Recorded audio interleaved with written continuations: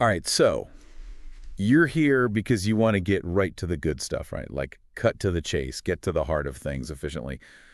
I bet you're the kind of person who really likes the idea of mastering those fundamental skills that just unlock like everything else. Hmm. And today, we're going to take a deep dive into something that might seem basic, but it's absolutely crucial to music scales. Yeah, yeah, that's right. Now, the material we're working with today is there's this article called "Are You Ready to Take Your Scale Practice to the Next Level?" Yeah. And we also have this collection of they look like some pretty official certificates. Yeah. And our mission today is really kind of unpack this approach to scales.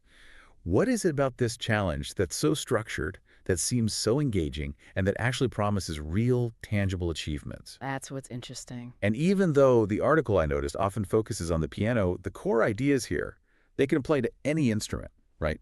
Including your voice. Absolutely, yeah. Yeah, this is like the universal key to unlock your musical potential. There you go. We're talking about the Circle of Fifths challenge, which is like a step-by-step journey designed to build not only your technique, but also a really comprehensive understanding of music. Okay, so for someone like you who values efficiency, why should mastering scales even be on your radar? Right. What even are scales, and why do they matter so much? So the article starts off with this analogy. Scales are like the grammar of music. Just like, letters make up words and words make up sentences, scales are the fundamental building blocks that melodies and harmonies are built on.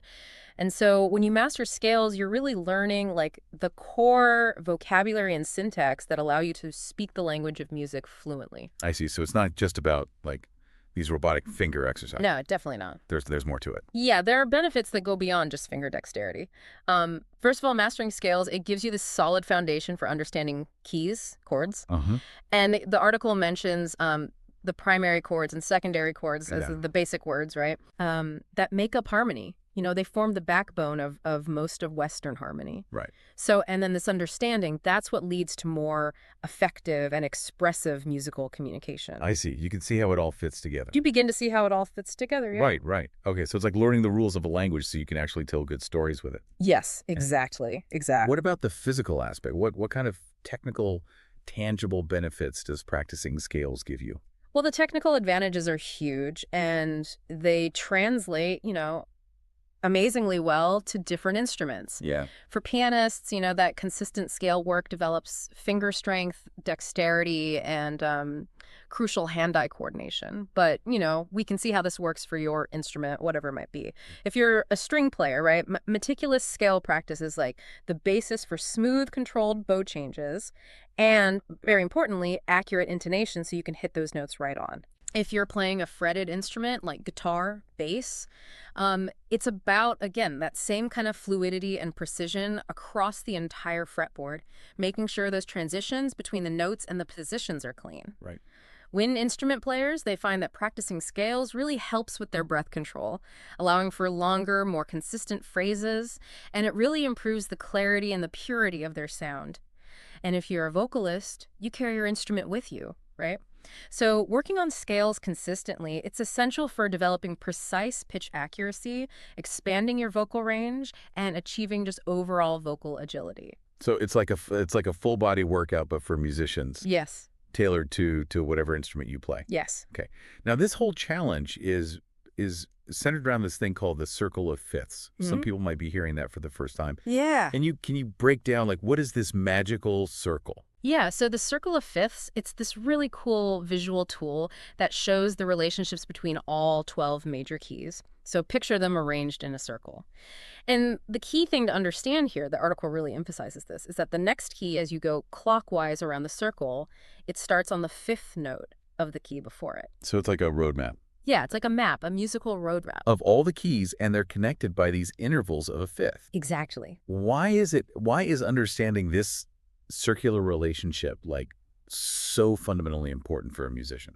Well, there are a few reasons. First, it gives you this like instant visual understanding of how the different keys relate to each other musically. So like how closely they share common tones and how similar they feel in terms of their harmony.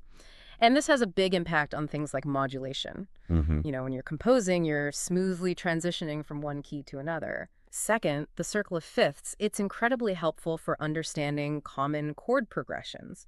The way chords relate to each other within a key, it often mirrors the relationships between the keys on the circle. Okay. And then finally, it provides this really logical and intuitive framework for understanding how scales themselves are actually built. You see those underlying patterns of whole and half steps that define each key. So it's all connected. It's like a beautiful web of musical relationships. Exactly, yeah. It's all connected. So how does this theoretical circle of fifths, how does it translate into a practical, like step-by-step practice challenge? The article talks about how this is structured and progressive. Yes, right. So this circle of fifths challenge, it's designed to take you on this very systematic journey through those relationships between the keys. Each level of the challenge builds on the skills and the understanding that you developed in the level before it. And it's not just about playing scales mechanically. It's about progressively refining your technique, increasing your speed gradually, and it actually incorporates elements like articulation. So how you start and end notes, dynamics, so variations in volume Right. and rhythm to make your practice more engaging and more meaningful musically. So it becomes musical. It becomes more musical, yeah. Okay. Let's break down the actual levels of this challenge. The very first one focuses on modes. Now, that word might sound a little bit like ancient history to some people. It does. What's the deal with modes? Well, it does have historical roots. The article points out that modes are these ancient sounds that actually originated in ancient Greece Wow. and are even associated with Pythagoras. Yeah. So this first stage is really important because it introduces you to all the different variations of scales that go beyond just major and minor. Think of them like different shades on a painter's palette, each with its own unique character and emotion. So we're not jumping right into major and minor. No, not right away. We're starting with this I guess a deeper foundation. Deeper level, yeah. The focus here is on understanding and internalizing these 7 diatonic modes: Ionian, Dorian, Phrygian, Lydian, Mixolydian, Aeolian, and Locrian, and really getting a feel for how they sound different. Okay. So, for example, Dorian, it sounds minor, but it's a little bit brighter because it's 6 degrees raised. Well, okay.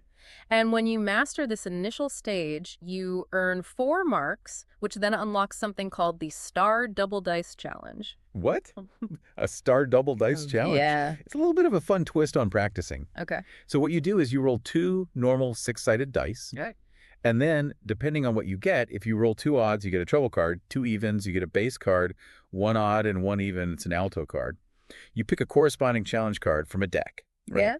And these cards have specific rhythmic variations on them. That you then apply to the modal scales that you've been practicing. Oh, I see. The goal is to perform the scale with that rhythm perfectly in one go after you get to practice it once. Okay. And you have 3 tries per lesson to get a star for that specific challenge. Okay, so it tests your accuracy and your rhythm. Exactly. It's a great way to make practicing scales more fun, a little less like a chore. Yeah. I like that. Okay, so you get through the modes, you survive the dice roll. Right. We move on to challenge number 2, which finally brings in major and minor scales. Yeah. The familiar ones. Yes. Challenge 2 focuses on Ionian mode, which is what we call the major scale, and Aeolian mode, which is the natural minor scale. Right. So you start by playing those scales over 1 octave at 60 beats per minute. You can use a metronome. Or even there's this thing called a reverse metronome. Interesting. It's kind of like a beat tapper that helps you internalize the rhythm. I see. Okay.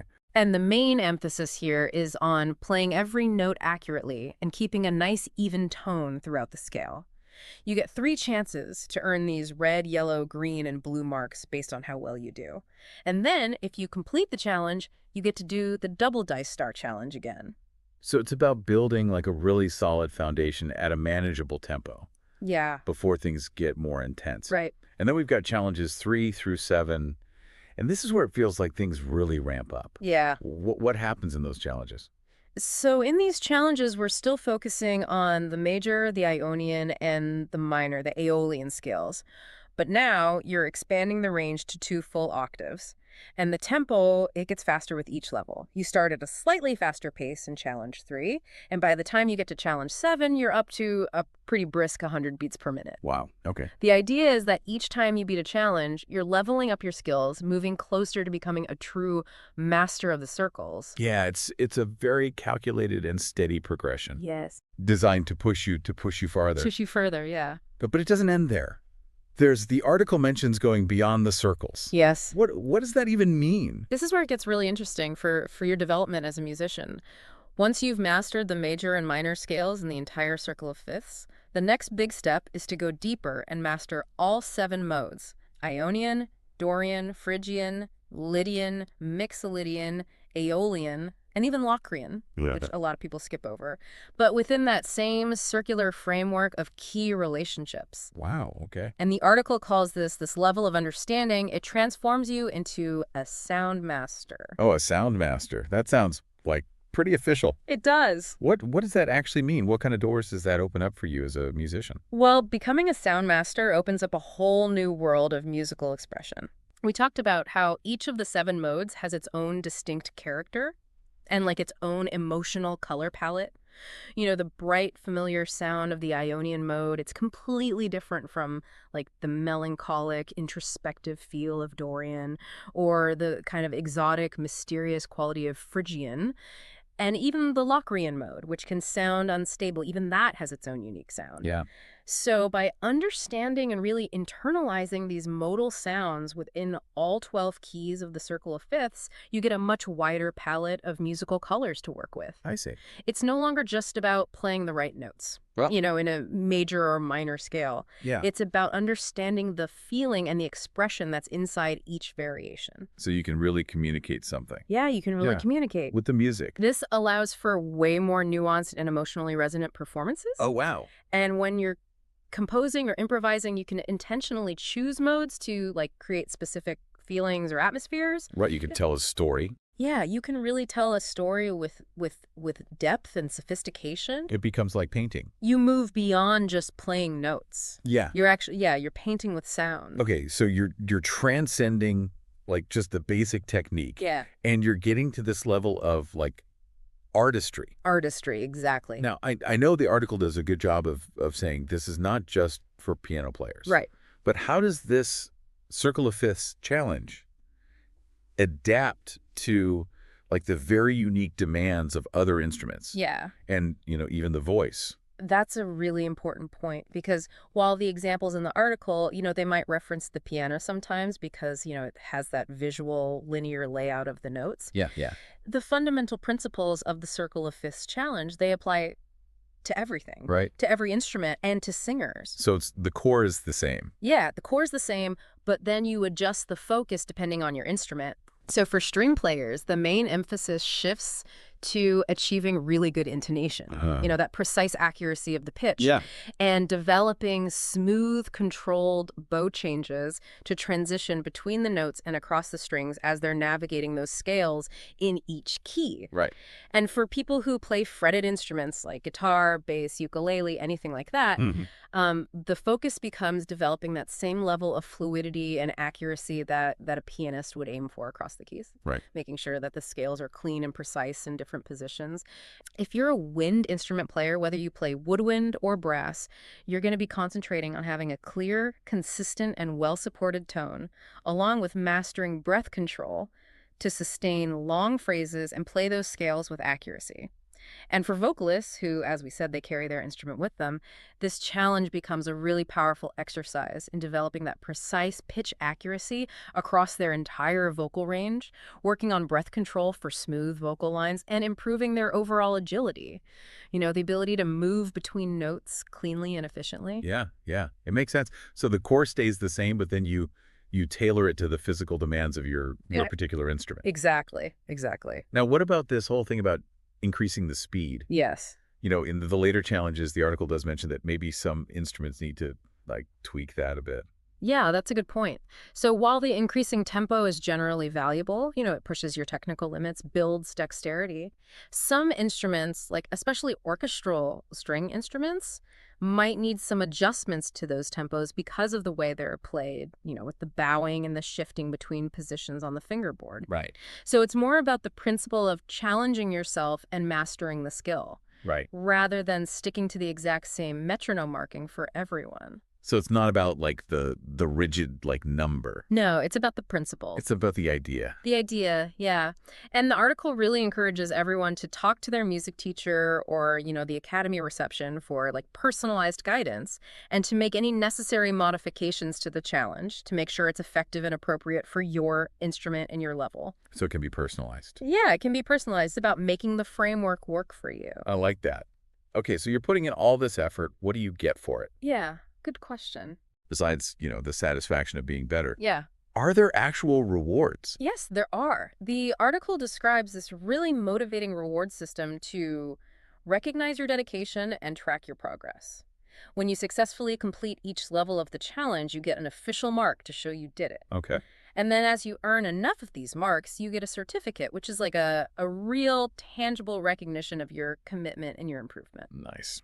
And we can actually see examples of these certificates in the article. Yeah. For the first challenge, for example, where you're mastering the modes, it's got this really cool red design. It says, the 7 modes with articulation, dynamics, rhythm, and enthusiasm. Wow.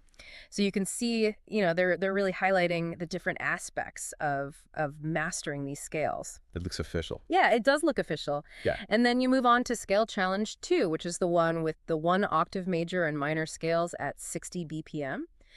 The certificate is orange, and again, it emphasizes articulation, dynamics, rhythm, and enthusiasm. And this pattern continues. Yeah. Each certificate has its own color. Right. And it clearly states what you accomplished, all the way up to challenge 7, where you're playing 2 octave major and minor scales at a 100 BPM. So these are like milestones on your musical journey. They're like milestones, yeah. They're proof that you put in the work and you made progress. So it's not just about, feeling good. Yeah. You actually have something to show for it. Exactly. I think there was also something about like collecting gems. Yes. Yes, you get gems too. So on top of the certificate, you get 5 gems to add to your pot, which seems like it's part of this bigger reward system. Oh, okay. And you also get a special build zone gem. Interesting. And the article even has a link to this website called Gemologists of Sound What? Okay. for people who want to learn more about this whole gem reward system. Wow. So it seems like there's this whole program of recognition and maybe even some opportunities to engage with other musicians and keep learning. Right. So there's like this ongoing motivation. It's more than just the satisfaction of getting better. It's like a game, you're earning rewards, you're collecting things. Yeah. Yeah, I love that. And there's also this community aspect. Yeah. Right, there's this roll of honor mentioned. Yeah, the article has this roll of honor where they list the names of people who have succeeded in the major and minor scale circle challenges. It's like, Ava, Charlotte Rose, Ruthie, Misko, Nivi, Alicia, Kyle, Philip. Okay. And this public recognition, it not only celebrates their hard work, but it also inspires other people who are, doing the challenge or thinking about doing it. So it's encouraging. Yeah, it's very encouraging. And it shows that like other people have done this. Exactly. So can you. Exactly. And it sounds like, it doesn't even stop there. No. There's a Triquetrae challenge mentioned. Yes. So at the end of the article, they kind of tease this Triquetrae challenge as the next step in your musical journey. And they encourage you to ask your teacher for more information about it. So it's like there's always something else to strive for. Yeah, there's always more to learn, more to explore. Okay, so to sum it all up, this Circle of Fifths challenge is like this really well-structured, gradually more demanding, but ultimately very rewarding path to really mastering music. It's a long-term approach. Yeah. It goes beyond just, the kind of boring idea of just practicing scales over and over. Yeah. It makes you understand the relationships in the music. Yeah. It gives you these like real milestones and rewards. Yeah. And most importantly, it works for any instrument you play or even your voice. Absolutely. It's a holistic approach. Yeah. It goes beyond just mechanical repetition. Yeah. It's about building your technical skills and a deep understanding of music. I love that. Okay, so here's a final thought for you. And this might be like a longer thought, but I want you to really think about this. Yeah. How could taking a structured, long-term approach to mastering any skill not just music, like in this case with scales, how could that really help you unlock deeper levels of understanding, help you express yourself better, and just help you become really good at anything you want to be good at? Yeah, think about it. What are the circles or challenges in your life and your work and your hobbies that you could, commit to and see where they lead you? Think about those circles. Yeah, give that some thought.